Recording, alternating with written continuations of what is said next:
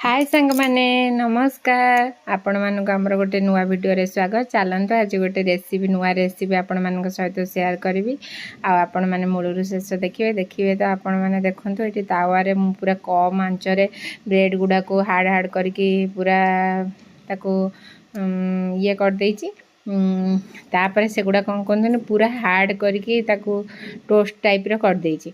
एटा होची अट्टा ब्रेड आउ मैदा नुहे आपण मैंने चाहिए जो ब्रेड भी नहीं पारे ताको देखो एवं मुझे कौन करी ना जो ग्राइंडर रे ग्राइंडिंग करदेवी आ ग्राइंडिंग करके सब कौन करी पूरा ब्रेड क्रम करदेवी।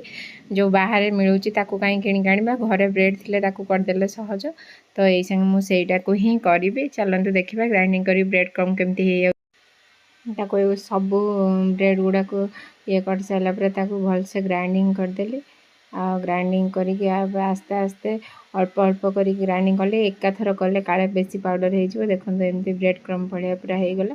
ताकू गोटे मु कौन कली ना पूरा देखो आउ थे तल तल थिला ताकू आउ थे ग्राइंडिंग करी पूरा बाहर करदेली गोटे जगह को देखो पूरा पूरा भलसे हो जाइए। देखो पूरा ब्रेड क्रम भाया पूरा बाहर जमती मिलूँ सेमती हो जाइए। तापर मु कौन कली तापर देखंतु मु जो बड़ बड़ आलू को सब सिझे देथिली प्रेशर कुकर रे। तापर गरम गरम थिला ताकू भलसे चोपा छोड़ौथिली बसिके। एटी देखंतु केते सुंदर पूरा ठीक से आलूटा सिझिछि और चोपा भी भलसे छाड़ी जाउछि। देखंतु आपे आपे चोपा गुडा केते सुंदर सुंदर छाड़ी जाउछि। चोपा गुडा ही छड़ौछि। आउ हूँ आपण मैंने चाहिए तादे ग्रेटेड करके पियाज कैप्सिकम बंधाकोबी आउ गाजर बीट आपड़ जहाँ भी चाहिए जहाँ वेजिटेबल सब पकई पारे। जेहेतु आमर घरे वेजिटेबल नाला तापर आलूटा ही थिला तो आलू रे मु करिया को फास्ट ट्राए कली। आउ एटा ही मोर फास्ट अटेम्प्ट। आ विश्वास करें बहुत टेस्टी आउ यम्मी आ बहुत भल भी होता। तो से मुझे कौन कली ना कौन कौन प्रणाली रे कली तो आपण मानक शेयर करने को इच्छा कली कहीं सतरे एक्चुअली ही बहुत टेस्टी होता। चलते देखो आपण मानक केमती एमती देखो ये मो आलू गुड़ा सब माने एमती आपण चाहिए हाथ में करें। मु तो से ये धरिकी करुँचे कहीं बहुत गरम थिला से कर हाथ में करदे।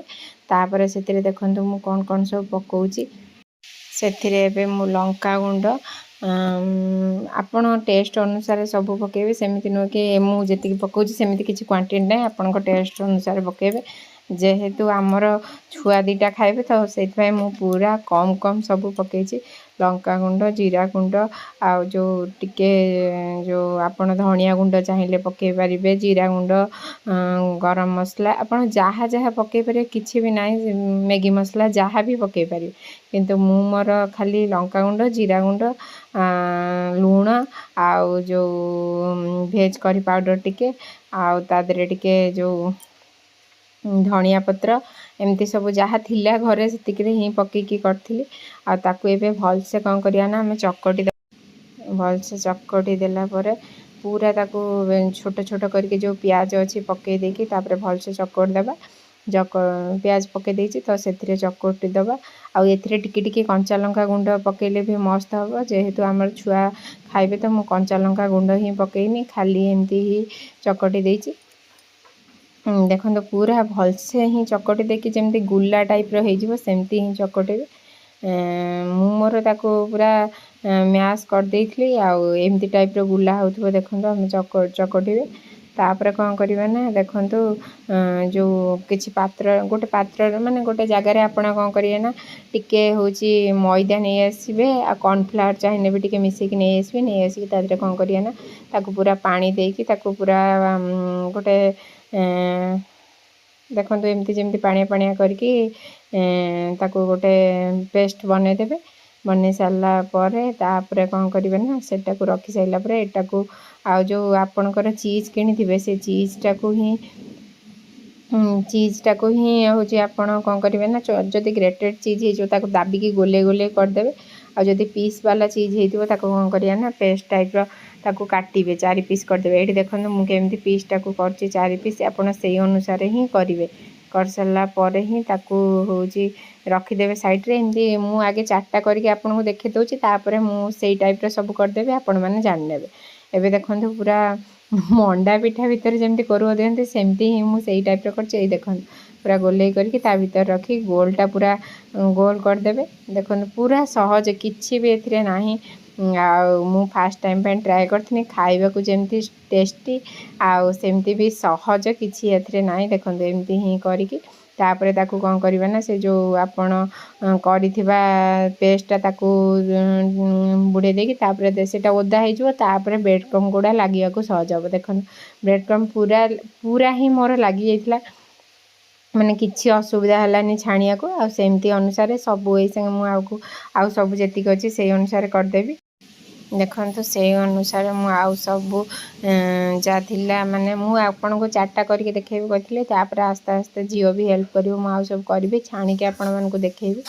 ଆଉ ସନ୍ଧ୍ୟାବେଳେ ସମସ୍ତେ ହେଉଛି ଏଇଟା ସ୍ନାକ୍ସରେ ଖାଇପାରିବେ, ବହୁତ ଟେଷ୍ଟି ଆଉ କିଛି ବି ଦେହ ପାଇଁ କ୍ଷତି ନାହିଁ। ହଁ ଟିକେ ତେଲରେ ଛଣା ହେବ, ନହେଲେ ବହୁତ ଭଲ ମାନେ ଟେଷ୍ଟି ଆଉ ଭଲ ଇଏ, ତ ସେଇଟା ଆପଣ ଟ୍ରାଏ କରିପାରିବେ। ତାପରେ ଦେଖନ୍ତୁ ମୁଁ ଏଠି ତେଲ ଗରମ କରିସାରିଲିଣି। ତେଲ ଗରମ କରିସାରିକି ଦେଖନ୍ତୁ ତେଲ ଗରମ ହେଇଗଲା ପରେ ସବୁ ଏଠି ଯେଉଁ ଥିଲା 4ଟା 5ଟା ବନେଇଥିଲି ତାକୁ ପକାଇ ଦେଉଛି ଫାଷ୍ଟ। ଆଉ ତେଲ ପୁରା ଗରମ ହେଇଗଲାଣି, ଆପଣମାନେ ଦେଖୁଥିବେ। ଆଉ ବ୍ରେଡ଼୍ କ୍ରମ୍ ବେଶୀ ବି ବାହାରୁନି, ଟିକେ ଟିକେ ତ ସେମିତି ସ୍ଲାଇଟଲି ବାହାରିବ, ବେଶୀ ବି ବାହାରୁନି। ଆଉ ସେଇ ଅନୁସାରେ ମୁଁ ଆରାମସେ କରୁଛି, ଆସ୍ତେ ଆସ୍ତେ କରିକି କରୁଛି। ଆଉ ଚାଲନ୍ତୁ ଦେଖିବା କେତେ ଜଲ୍ଦି ହେଇପାରୁଛି। ମାନେ ଏଇଟା ବହୁତ ଜଲ୍ଦି ଆଉ ଝଟାପଟ ବି ହେଇଯିବ, କାହିଁକିନା ଆଳୁ ସିଝିଛି। ଆଉ ତ ଖାଲି ରେଡ୍ ପଡ଼ିଲା ପର୍ଯ୍ୟନ୍ତ ହେବ, ଆଉ ଚିଜ୍ଟା ମଝିରେ ମେଲ୍ଟ କରିବାକୁ ଟିକେ ଟାଇମ୍ ଲାଗିବ। କିଛି ବେଶୀ ସମୟ ନାହିଁ, 10 ମିନିଟ୍ ଖଣ୍ଡ ତାକୁ ଆମେ ଛାଣିବା। 10 ମିନିଟ୍ ଛାଣିଲେ ପୁରା ହେଇଯିବ, ଆଉ କିଛି ବେଶୀ ସମୟ ଦରକାର ପଡ଼ିବନି। ଦେଖନ୍ତୁ ଏଇଟା ପୁରା କେତେ ସୁନ୍ଦର ଦେଖାହେଉଛି, ଆଉ କେତେ ବଡ଼ ବଡ଼ ହେଇଛି ଦେଖନ୍ତୁ। ଆପଣମାନେ ନିଜେ ଦେଖନ୍ତୁ, ଆପଣମାନେ ଭାବିବେ କେତେ ସୁନ୍ଦର ହେଇଛି, ବଢ଼ିଆ ମସ୍ତ ହେଇଛି। ଖାଇବାକୁ ବି ଭାରି ଟେଷ୍ଟି ହେଇଥିଲା, ସତ କହୁଛି। ଆପଣମାନେ ନିଶ୍ଚିତ ଟ୍ରାଏ କରିକି ଦେଖିବେ। ଆଉ ଯେଉଁମାନେ ଆମ ଚ୍ୟାନେଲରେ ନୂଆ, ନିଶ୍ଚିତ ସବସ୍କ୍ରାଇବ୍ କରିବାକୁ ଜମା ଭୁଲିବେନି, ଆଉ ଭିଡ଼ିଓକୁ ଲାଇକ୍ କରିବାକୁ ବି ଜମା ଭୁଲିବେନି। ଚାଲନ୍ତୁ ଏମିତି ଅନୁସାରେ ସବୁ ସବୁ ଇଏ ଗୁଡ଼ାକୁ ଛାଣିଦେବା। ଏମିତି ଅନୁସାରେ ଦେଖନ୍ତୁ ମୁଁ ପୁରା ସବୁ ବ୍ରେଡ଼୍ କ୍ରମ୍ ଗୁଡ଼ାକୁ ଛାଣିଦେଲି, ସବୁ ବ୍ରେଡ଼୍ କ୍ରମ୍ ଗୁଡ଼ାକୁ ଛାଣିଦେଲି। ଆଉ ଯାହା ସବୁ ଅଳିଆ ହେଇଥିଲା ବାସନ ସାଇଡ଼ରେ ରଖିଦେଲି। ଆଉ ଝିଅ ବି ମୋତେ ହେଲ୍ପ କରିଥିଲା, ସିଏ ଆଉ ଯେଉଁ ଯାହା ଯେତିକି ବଳିଥିଲା ତାକୁ ସବୁ ସିଏ ତାର କ'ଣ କଲା ନା ସବୁ ବନେଇଦେଲା। ମୁଁ ଆଉ ଅଳ୍ପ ବନେଇ ଦେଇକି ପଳେଇ ଆସିଥିଲି, ତ 5ଟା ବନେଇ ଦେଇକି ପଳେଇ ଆସିଥିଲି, ଆଉ ଯାହା ହେଲା ସିଏ ବନେଇଲା। ଆଉ ଦେଖନ୍ତୁ କେତେ ସୁନ୍ଦର ହେଇଛି, ଆଉ କେତେ ସୁନ୍ଦର କଲର୍ଫୁଲ୍ ମାନେ କଲର୍ ବି ବଢ଼ିଆ ଦେଖାହେଉଛି। ଆଉ ମାନେ ଖାଇବାକୁ ବି ଭାରି ଟେଷ୍ଟି ହେଇଛି। ମା ଖାଇଲା, ପୁଅ ଖାଇଲା, କୁନି ଝିଅ ବି ଖାଇଲା। ଆଉ ସମସ୍ତେ ସବୁ ଖାଇକି ହେଉଛି ଟ୍ରାଏ କରି କଲେ। ଏଠି ଝିଅ ଦେଖନ୍ତୁ ମୋତେ ହେଲ୍ପ କରିଛି। ଆଉ ମ୍ୟାଡ଼ାମ୍ ଏଇଠି ପୁରା ବ୍ୟସ୍ତରେ ହେଲ୍ପ କରିଛନ୍ତି। ମ୍ୟାଡ଼ାମ୍ ବହୁତ ମୋଟା ହେଇଗଲେଣି। ଆଉ ଆପଣମାନେ ଦେଖନ୍ତୁ ସବୁଗୁଡ଼ା ମାନେ କେଉଁଟା କିଛି ଖରାପ ହେଇନି, ସବୁଗୁଡ଼ା ଭଲସେ ହେଇଛି।